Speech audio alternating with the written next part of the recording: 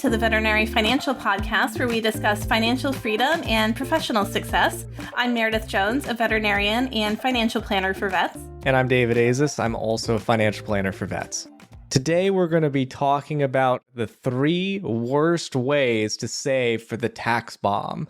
And all of these are very common mistakes that we see a lot. And so let's just get right into it. I guess first I should mention, what the heck do we mean by the tax bomb? A lot of veterinarians are going for forgiveness on their student loans, their federal student loans. And the tax bomb says, at least letter of the law currently says, anybody getting forgiveness not through public service loan forgiveness, which is, hey, all you vets out there who are not working for a university or shelter med or lab or whatever, so 90+% of vets, I would say, the vast majority of vets are not going through public service loan forgiveness. They're on this 20 or 25-year timeline. They say at the end of that 20 or 25-year timeline, whatever the balance is at that time that gets forgiven in the year that forgiveness happens is supposed to be treated as taxable income. Yikes. So if you have $300,000 in loans forgiven 15 years from now, let's say, and they pretended that you made that much more in income than you actually did, well, depending on what state you're in, depending on what tax rates are at that time, probably just don't move to California where I'm at the year that you get forgiveness. I don't know. You might owe $100,000 lump sum at the end of forgiveness. And again, depending on what state you're in, depending on what your tax rate is, are you working? Because if you're a vet still working at that time, maybe you didn't make 0 income. Maybe you made 100, 150, 200 grand in income. And so now you're in a higher marginal tax bracket. Maybe you owe 120,000 lump sum at the end of forgiveness on that 300K, 140,000. It just depends. That's what the tax bomb is. And so today we're going to cover what are the 3 dumbest things you could do as far as saving for it, because there are some better ways to save it versus not. And sorry for the crude language, but just, if I can help people save money by just calling people out, I'm going to do it. I don't know. I'm trying to be entertaining. Just to put a fine point on it, like your example. So, okay, if a vet is making, for example, $150,000 a year, and then they get $300,000 in student loans forgiven, well, their taxable income that year would be the total of those two. So $450,000 is what they would actually be taxed on in total that year. So, of course, your income is typically, if you're a W-2 employee, it's going to be automatically taxed when you get your paycheck. So that's already taken out. But then the tax bomb is what you have to save for long term so that you have that money and don't owe the IRS a bunch of money at the end. Meredith, why don't you start us off? What's number 1 worst way to save for the tax bomb? These are not necessarily in order of which one is worse, but 3 of the worst ways. So number 1 is cash in your 401k. So if you cash in your 401k, right, like the purpose of that account is to save for retirement. Those accounts are set up and the government is encouraging you to leave that money locked away until retirement. And so if you take that money out sooner than age 59 and a half, you have a lot of penalties. So you have a 10% early withdrawal penalty, and then you also have to pay income tax on the amount that you withdraw. So it's a very bad way to pay the tax bomb. I have had 1 or 2 clients who in the past had taken money out of their 401k. And if you look at what that balance was before they took the money out and what they were left with afterward, I mean, it can be like 40% less money that we're talking about. Or in some cases, depending on tax rates, even like just 40% of what the money was to begin with in there. So it's a huge hit on that money that you would be taking out of the 401k. David, talk a little bit about the Roth IRA, because I have heard of that being a potential strategy, another retirement account for people who maybe didn't save enough for the tax bomb. What do you think? There's this provision for Roth IRAs in particular. It's like a break glass provision. So it's something cool about it, I guess, is we as financial planners never want anybody to actually have to do this. But the provision is, hey, whatever you put, your basis, the dollars that you actually put into the Roth, not counting the growth, you are allowed to take out penalty free for the most part.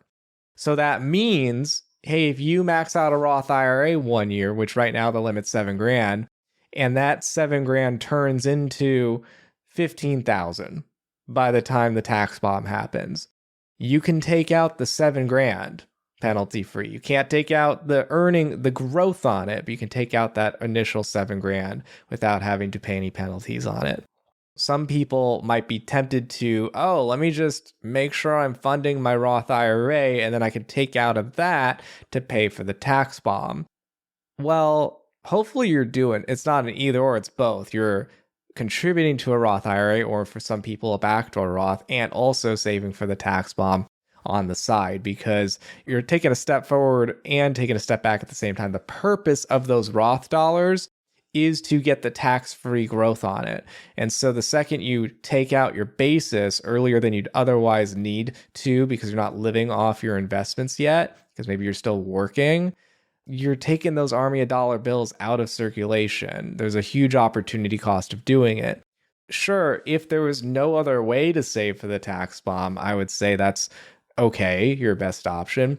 But it's not the only way to save for the tax bomb. So you might as well not take those dollars out of working for you. Save on the side. And we'll get into the end of like some better ways to save for it. But there are other tax advantage ways to save for the tax bomb that's not just stockpiling money in a Roth IRA to then take out earlier than what would be otherwise beneficial. Something else on that 401k I want to point out is in one of my recent consults, I actually had someone point out that, hey, I'm going to be above age 59 and a half by the time this tax bomb happens. So I don't have to worry about that 10% early withdrawal penalty. Can I do the cash out of my 401k for that? Like, can I save along the way in the 401k because I don't have to worry about that 10% penalty by the time it would happen? I thought about it, and the answer is still don't rely on your 401k to do it, because I asked this person who was a vet, are you still going to be working at 60, 61 when her tax bomb at the soonest would happen? And her answer is yes. She became a vet later in life, and she wants to be a vet for as long as possible. She specifically didn't want to retire early. So if she knew she was going to be working for sure at age 60 to 65, even though there'd be no withdrawal penalty, the financial planning thing of why traditional 401ks are so cool is that hopefully you're withdrawing from it at a point that you are in your lower earning years in retirement, where you have less taxable income on paper. So you pay less in taxes on withdrawing it. Because remember, when you withdraw it, it's counted as taxable income. And so the whole goal is to withdraw it up to certain amounts when you are filling up lower marginal tax brackets. And so let's think about this. If she started pulling it when she's still working full time and you got the tax bomb, so you've got, let's say, 300 grand of taxable income from the tax bomb. You've got her normal income, let's call it 150,000 just to be rounded. So that's 450. And then you pull 100 grand from your 401k for the tax bomb, which then raises your taxable income to 550. You're going to be ensuring that you pay the most taxes on those invested dollars. Whereas if you just had other investments to take care of the tax bomb in that year, and you let those dollars grow for 4 or 5 more years, or whenever she plans on actually retiring, she could save a boatload of taxes on that 401k money just by waiting for the opportune time to withdraw it, not for the tax bomb. It gets complicated, but just to say, just because you might be over the age of 59 and a half when the tax bomb happens, that doesn't necessarily mean that it's safe to save for it in your 401k. You might be paying way more in taxes than you need to. So the short answer is don't rely on your retirement accounts to save for the tax bomb. It's generally not going to save you the most money. There are better options. Next topic, number 2, declaring insolvency as a strategy to repay, or I guess technically not repay, the tax bomb. What's declaring insolvency? Insolvency means you take the sum of all of your assets, the value of everything that you own, retirement accounts, checking accounts, savings accounts, high yield savings accounts, the value of your home, cars, everything that you own, sum it all up versus all your liabilities, any debt that you owe, all your liabilities. So it's kind of like your net worth, and you're basically proving that if you liquidated everything, if you sold everything for all you're worth, that you would not have enough money to repay the tax bomb. You wouldn't be able to mathematically repay it. So just to throw some example numbers on there, if you've got $100,000 tax bomb, you don't own a home, you've got $100K in credit card debt, and you've got $10,000 in the bank, you're insolvent. It would be impossible for you to repay that $100,000 lump sum tax bomb. So that's what insolvency is. You're proving that you can't repay the tax bomb because you have basically a negative net worth. And the reason we bring this up is because, Meredith, did you see some rumblings of some people like maybe trying to do that on purpose to get out of repaying the tax bomb?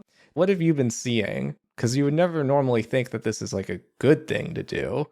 Well, not necessarily trying to do it, but just asking questions about it in the Facebook group. So we did have a few vets who were talking about it just as like, okay, is this a strategy?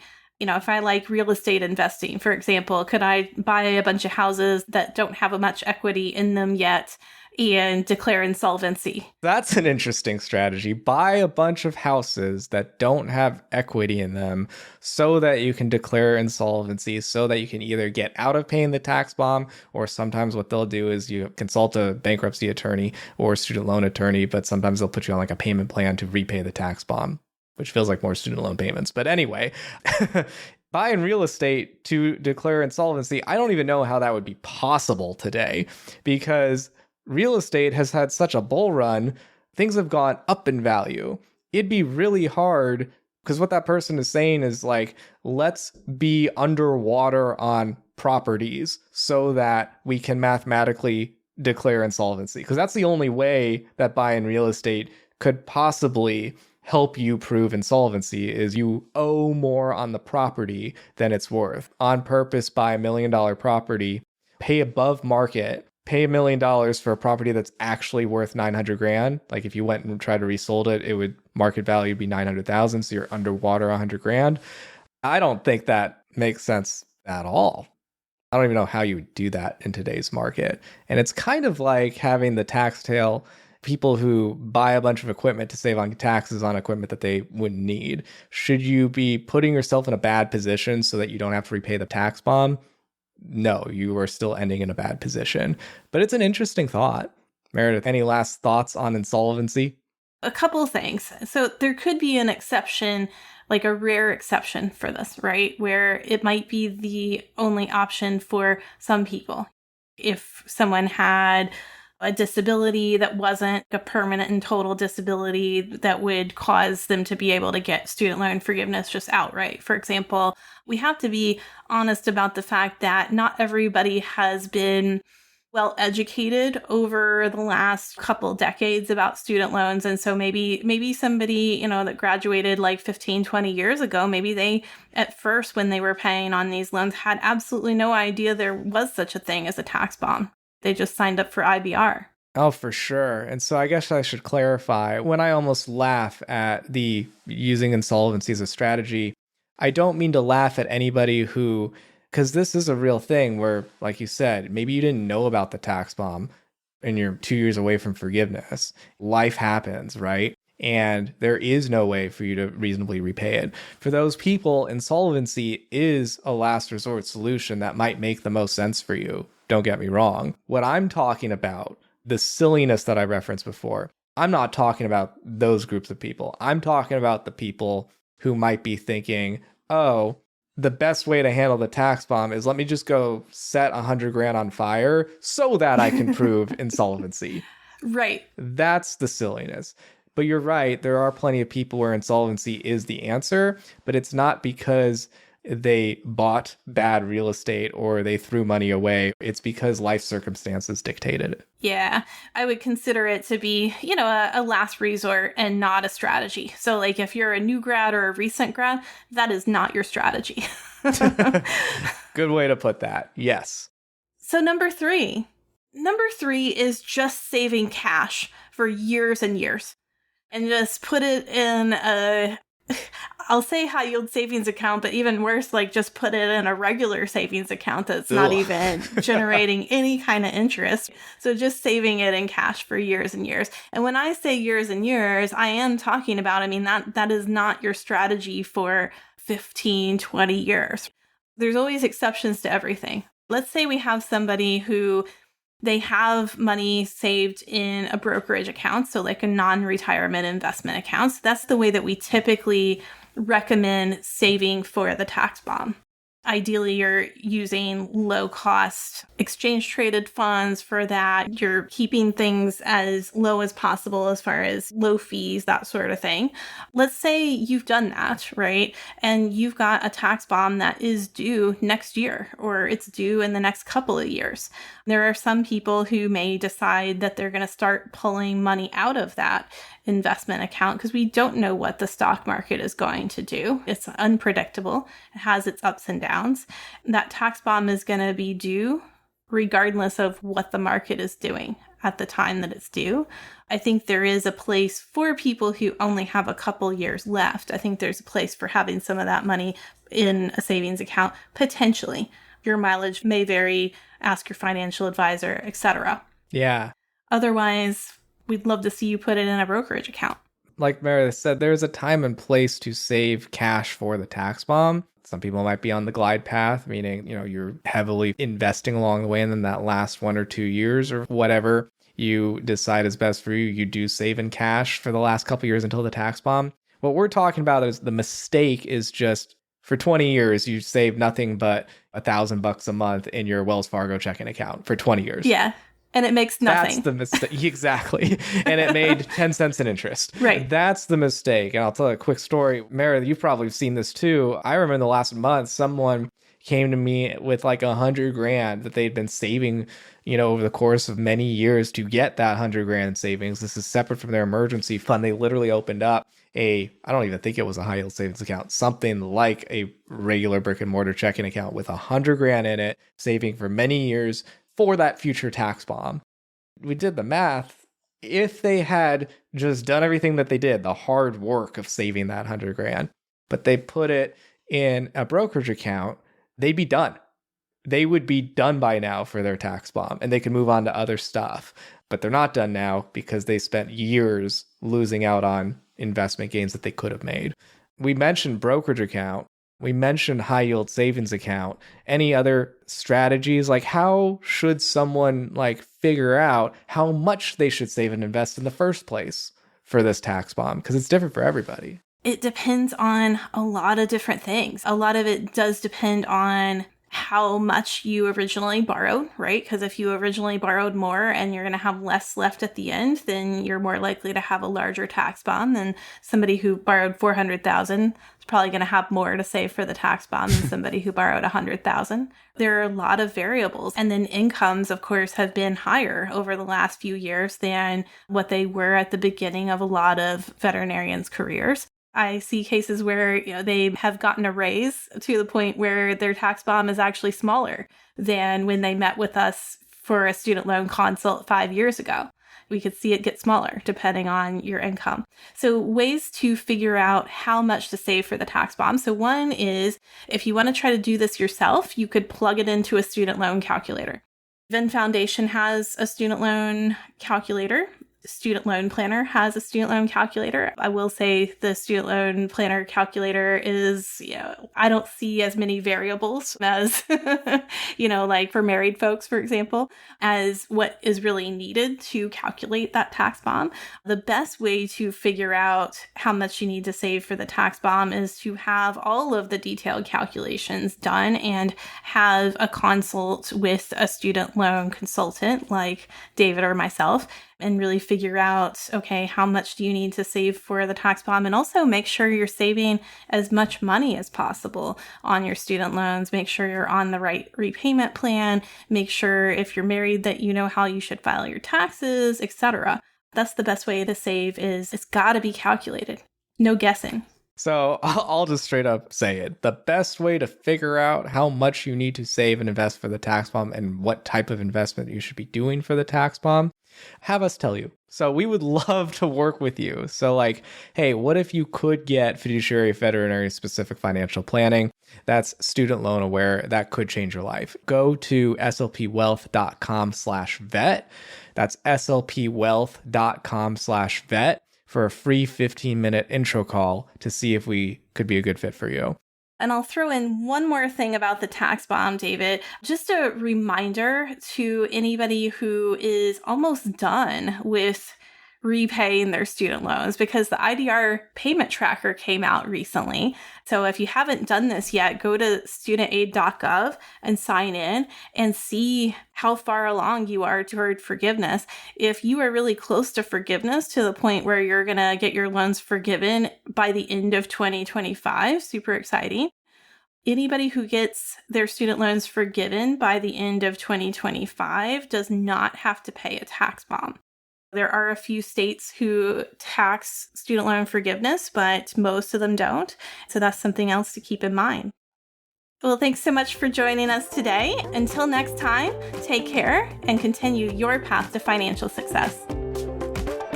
This podcast is for informational and educational purposes only and should not be considered individualized financial advice. If a specific investment is mentioned, it should not be considered a recommendation or endorsement to buy or sell the investment. All investments involve risk. Past performance does not guarantee future results. You are encouraged to seek the advice of a financial professional before implementing any investment strategies discussed. Yay, compliance.